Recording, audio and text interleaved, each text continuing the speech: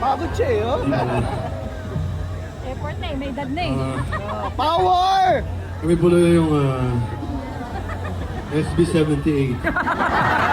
SB78 daw. Magandang gabi! Tayo po ang Kamikasi! What's up, Aurora?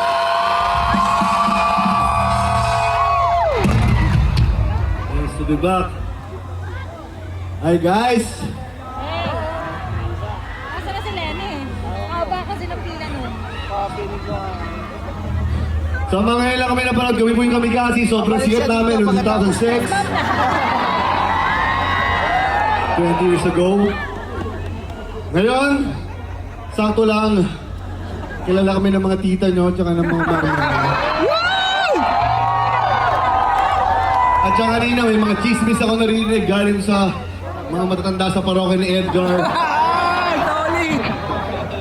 Kwento ko lang ha. Lagi nila kinakalat na ganito.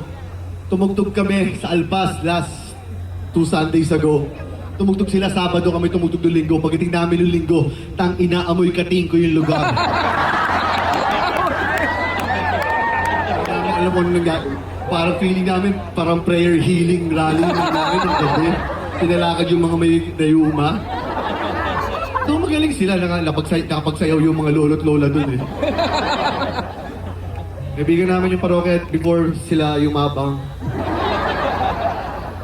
Totoo lang, walang kami kasi kung walang parokya ni Edgar, sila talagang nakadiscover tumulong sa amin at utang na loob namin sa kanila.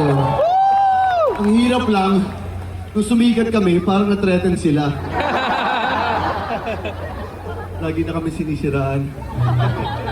Tumugtog sila sa Dubai. Sinasabi nga niya, ganyan, sabi niya na, oh, kuha ka na kuha ng drugs sa Kamikasi. Tumawag sa akin yung pinsan kong babae. Sabi, Jay, that's wrong! Bakit niya ginagawa yun? Sinasabi niya, ate kayo! Sabi ko sa ate ko, ate, totoo yun. Joke lang! Yes, I'm crazy!